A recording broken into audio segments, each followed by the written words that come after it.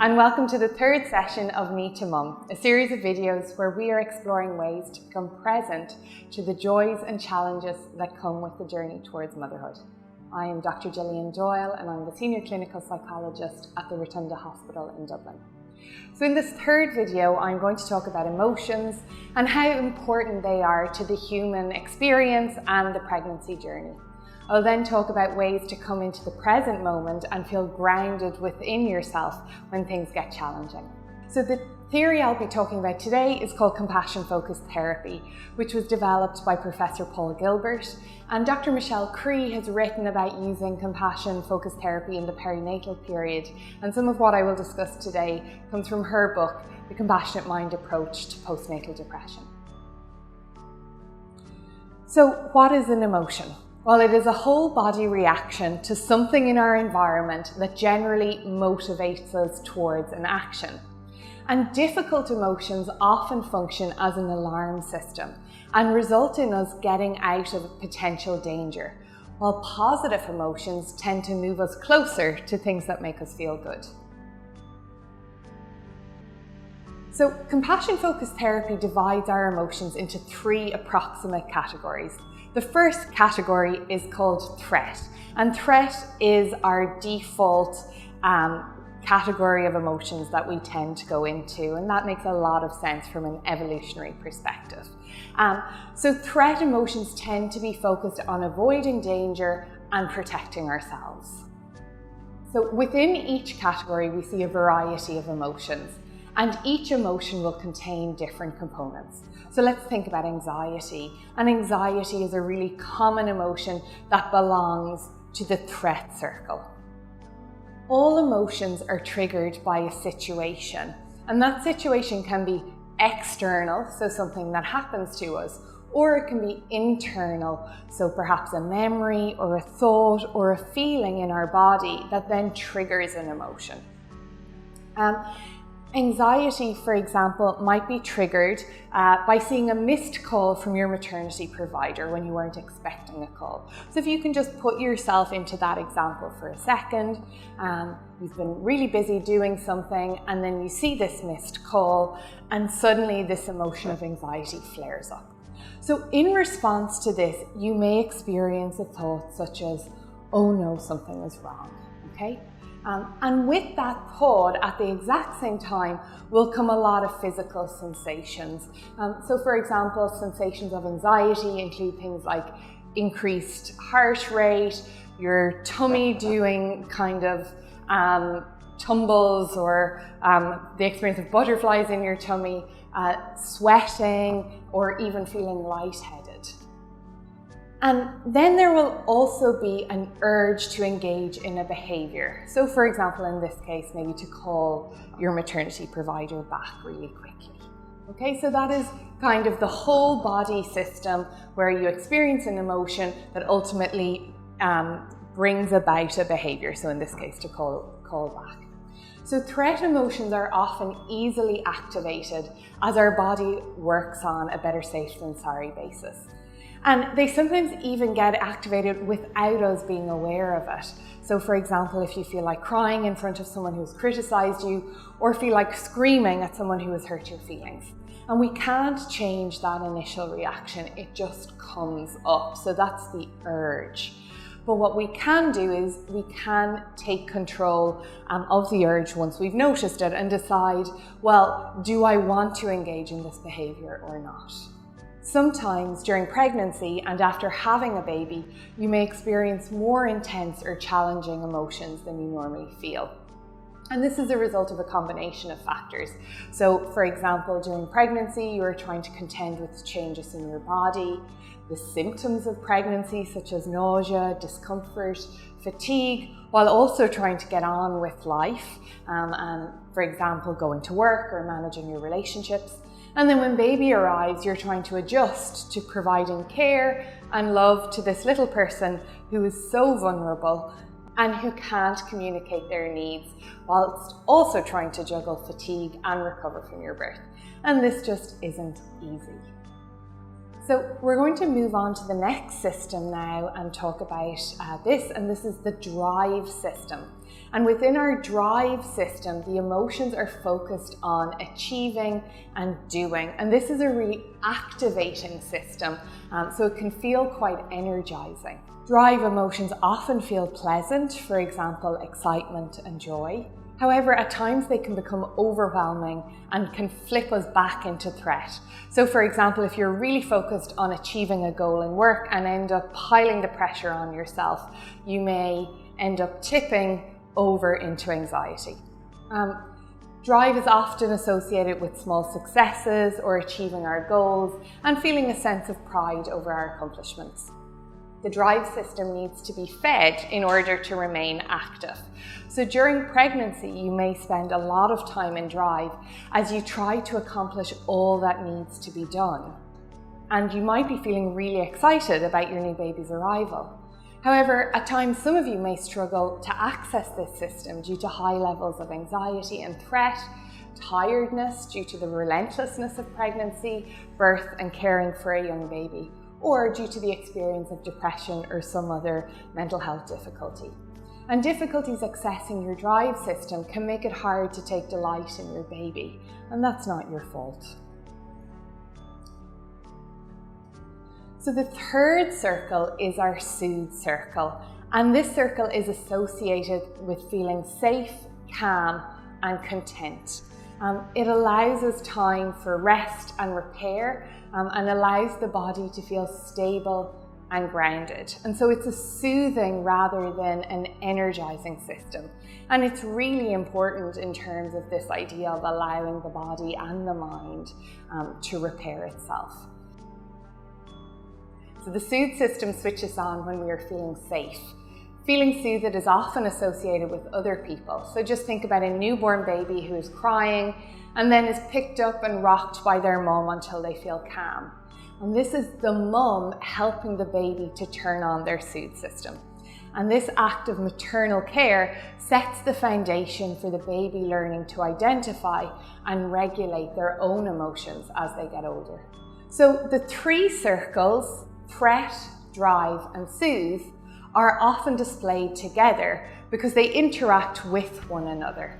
And all things being equal, the hope is that these three circles will be balanced. So we'll spend an equal amount of time in each of them. And we can move fluidly from one circle into the other. So as an example, let's think of a toddler.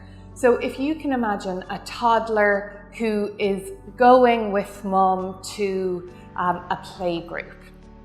So toddler is with mum and we hope that mum provides a safe base. So somewhere that the toddler feels that they can explore from and then come back to mum at any time that they're feeling a little bit unmoored or feeling a little bit anxious.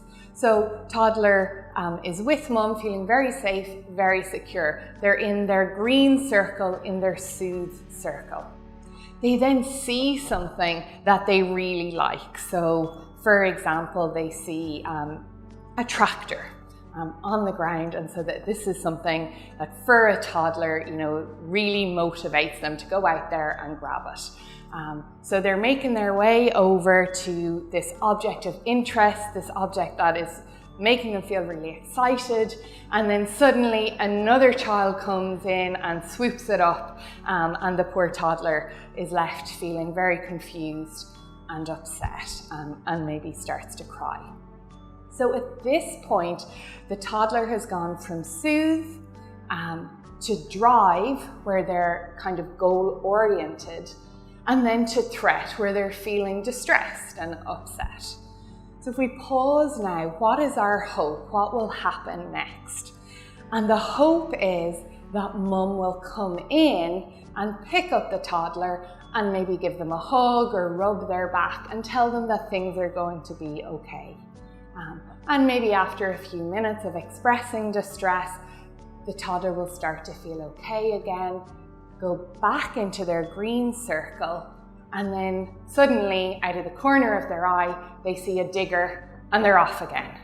so back into drive, and so the systems are balanced. So in this example, we see that each circle has its place, just like each emotion has its place and function.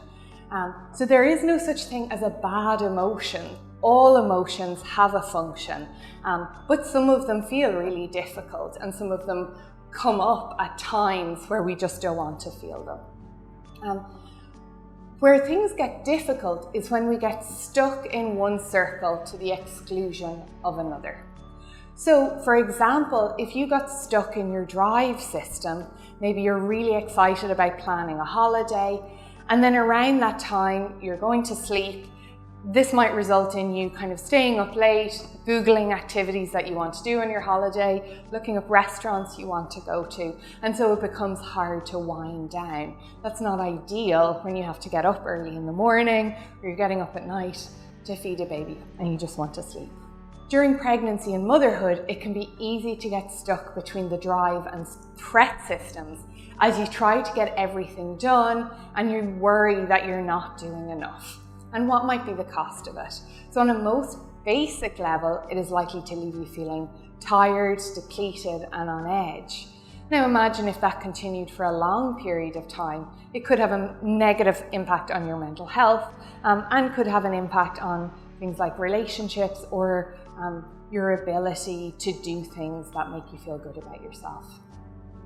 So it's really important to pay attention to all three of our systems and to feed the one that needs attention, to really focus on it and see, how do I get myself into this system? So we're going to do an exercise now. Maybe you can pause this video and grab yourself a pen and piece of paper. And I'm going to ask you to tune into the balance in your own three circles as they are today. So can you think of each of the three systems I've discussed? Threat, drive, and soothe. And perhaps just draw out those three circles. Now think about how much time you're spending in each of the three circles. So how much time have you spent in threat today? How much time have you spent in drive? And how much time have you spent in soothe? And then within each of these circles, can you write down words that let you know what emotions you've been having when you're in the circle, or perhaps what thoughts are around? So what are your threat thoughts? What are your soothe thoughts? And what are your drive thoughts? And also, what behaviors are activated for you when you're in each of the three circles? Now, perhaps on the back of this sheet of paper or on another sheet of paper, you could draw these three circles relative to one another. So to think about how balanced are your three circles. Is there one that you're spending more time in than the others? And if having done this, you notice that one or two of your circles are much bigger than the others, then it might be time to think about nourishing the circle that you spend the least amount of time in. And for most people, this will be their soothe circle. So perhaps if you have identified your soothe circle as a circle that you need to work on, you could think about what are the sort of activities that you can do to help you get into your soothe circle. Now, in another one of these videos, we will talk more about self-care strategies, but just in this moment, try to identify some really simple things that help you feel safe within yourself, feel calm and feel contented. So it might be things like talking to someone who cares about you and who you care about, someone who makes you feel safe. It might be something like journaling, or it might be something like getting out into nature for a little while, taking a bath, doing some sort of self-care, face masks or your hair or whatever it is that works for you. But just trying to identify what are your self-care strategies and trying to make a little bit of time for those every day. So something else that we can do in order to begin to regulate our emotions and help us feel safer around our emotions is naming them. So when you notice yourself in your threat circle, what I'd like you to do is take a moment to tune into your breath. So just take 4 or 5 deep breaths and then really allow yourself to feel your feet on the ground. So in one of the previous videos, we did an exercise about dropping anchor. So again, just that sense of rooting into the ground and allowing yourself to feel more steady. As you're doing that, you're also doing your deep breathing. And then ask yourself, how am I feeling right now in this moment? So just that simple question, that simple checking in with yourself. And you mightn't find the right word, particularly if this is new to you. You might kind of go blank, or you might just find a word that doesn't quite fit. And that's okay. This is just an exercise about checking in and naming your emotions as best you can. And as you do it more and more, it will feel more comfortable. But naming our emotions is a really helpful way to validate ourselves. And it can also result in them feeling more manageable. So in some ways, it's almost like recognizing when you're watching a movie or you're in the cinema that you are watching the movie rather than being in the movie. So sometimes when we can't name our emotions because we're so in them, that can feel really overwhelming. Naming the emotion allows us to take a step back so that we feel like we know what's going on. And of course, that can feel much more settling. The other thing about learning to name your own emotions is that when your baby arrives and as they start to grow up, naming their emotions for them can have a really calming effect on both you and on your baby, and can have a really helpful effect on your relationship, because it allows you to attune to baby and it allows them to know that you are there with them in that moment. And it's really important in terms of helping children as they grow up to learn about and value their own emotions. So to finish off today's session, we're going to do an exercise, and this is one of the foundation exercises that comes from compassion focused therapy. It's called soothing rhythm breathing, and it's a type of breathing that does exactly as it says on the tin. So it's about allowing your breathing to soothe you. And no matter what, the one thing we always have with us is our breath. At least we hope we do, or we're in trouble. And if we can learn how to use our breath to help us, it can get us through a lot of difficult and challenging situations. So for example, for a lot of people, there's a big event coming up where a baby will come into the world, and being able to come back to your breath during labor can feel really helpful. So just find a comfortable seat. And allow your spine to lengthen and allow your body to root down. So place both feet flat on the floor, about shoulder width apart, and then rest your hands on your legs. I would invite you to close your eyes, or if you don't feel comfortable to do that, just look down at the floor. And allow yourself to have a gentle facial expression. So kind of the facial expression that you might have when you see someone who you know and someone you care about. And then begin to focus your attention on your breath. As you breathe, try to allow the air to come down into your diaphragm, and try to allow your ribs to expand so you're getting a nice full breath.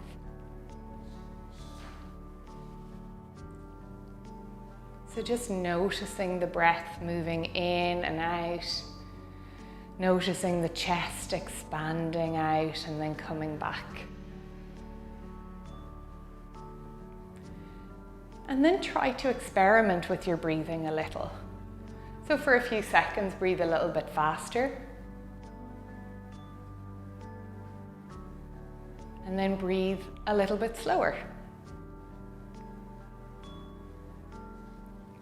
And then allow your breathing to settle into a pattern that for you seems soothing or has a comforting rhythm. And so what you'll find is that your breathing might slow to a pace that's slightly deeper and slower than normal. You might be taking 3 or 4 seconds on your in-breath, and then 3 or 4 seconds for your out-breath. So just try to ensure that the breaths in and out are smooth and even. And sometimes it might be useful just to focus on the breath coming in through the nose. So you might notice cold air coming in, and then warm air as it leaves.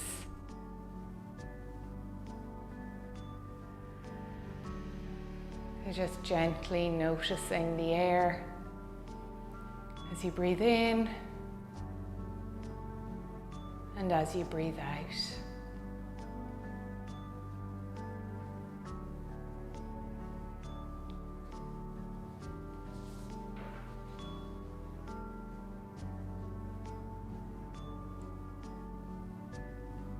And if your mind wanders, just bringing it back, being very gentle with yourself, and return the attention to the in-breath and the out-breath. We'll just take about 5 more breaths like that. So just in and out, and in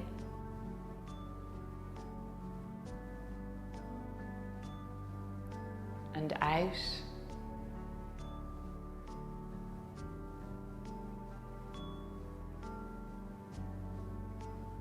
and in and out.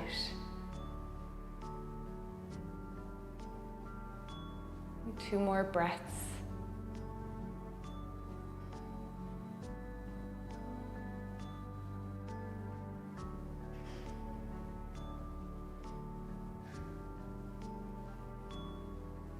And at the end of your next exhale, just taking a moment to ground yourself.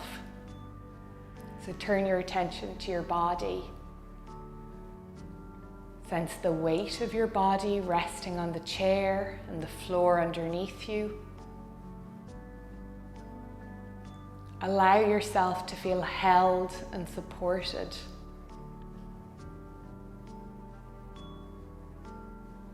Allow yourself to come to rest, just for now, in this present moment.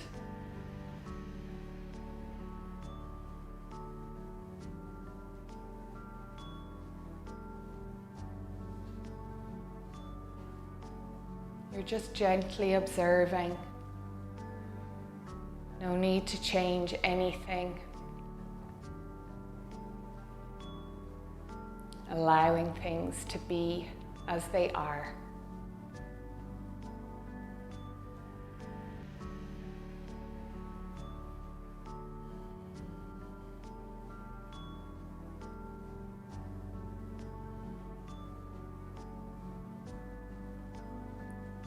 So whenever you're ready, just let go of your attention on the breath.